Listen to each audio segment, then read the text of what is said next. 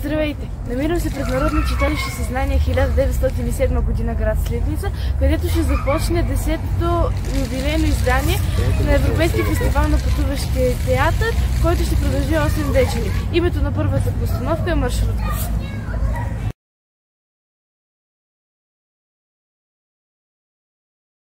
Позволете ми да връчим на тази легендарна българска актриса едно от най-големите признания на нашия фестивал – почетна плоча.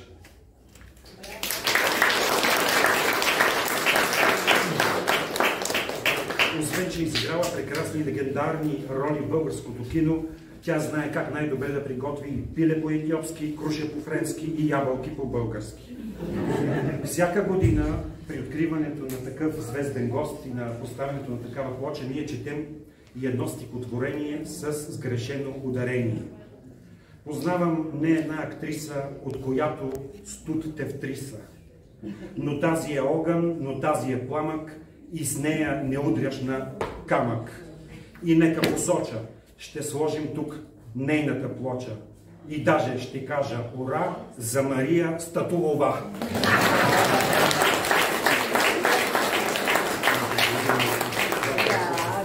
Съм безумно щастлива.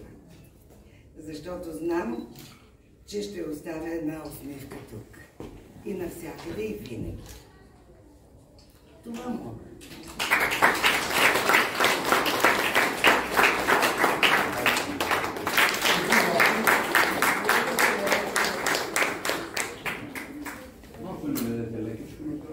Напред.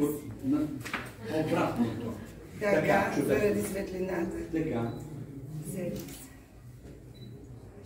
Удобно. Благодаря ви.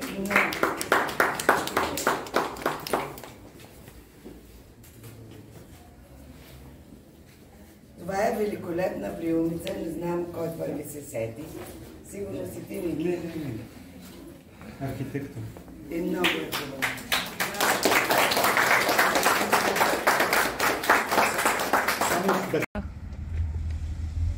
Здравей се, драги зрители! Днес до мен е Николай Гундаров, творчески директор на Европейския фестивал на пътуващи театър и режисьор на постановката Силиско Гафова. И като творчески директор на фестивала, каква е вашата роля в планирането и организацията на фестивала?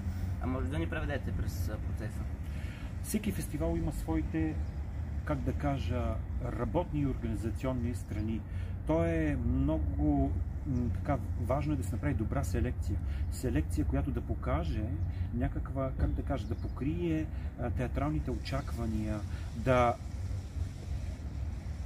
покани публиката на различни жанрове, да отвори вратата пред комедията, драмата, трагедията, фарса, дори ако искате, пантомимата. Ние запознаваме театралната публика с много жанрове и я караме да се чувства, надявам се, радостна именно след срещите си с тези проникновени театрални герои и по-скоро артисти, които идват тук и ни гостуват. Не може този фестивал да бъде осъществен без безкрайно добрата и любезна подкрепа и съдействие на вашата община. Радвам се, че тази община прескочи формалното мислене.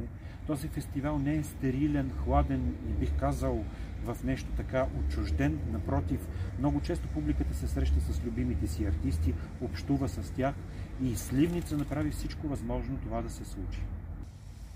А какви са бъдещите ви планове за Европейският фестивал на пътуващия театър? Планирате ли да разширите фестивала допълнително или да въведете нови елементи? Това е добър и интересен въпрос. Ние често се опитваме да направим така, че широка публика в България да разбере за този фестивал. Понякога гостуващи представления тук се е случвало да покажат своите умения и в София. Много бихме искали да разширим гостуването на артистите тук и в други градове. И най-вече да не забравяме, че този фестивал е европейски и всяка година да разширяваме театралната карта на Европа, защото Сливница е достойно място за това, да покажем какво правят колегите извън границите. Знаете ли, че театър има едно вълшебно свойство? Вие стоите час и 30 минути на една театрална, в една седалка и всъщност тези час и 30 минути вие не напускате това място. Но театърът е едно невидимо превозно средство. чрез помощта на фантазията, той може да ви разведе в този час и 30 минути от една точка в друга точка, без да сте напуснали това място. И когато това се случи, това е пришество на фантазията и на сетивата. Благодаря ви за отделеното време. И аз благодаря и пожелавам на вашите зрители успех с начинанието да правите телевизия по този добър и смислен начин.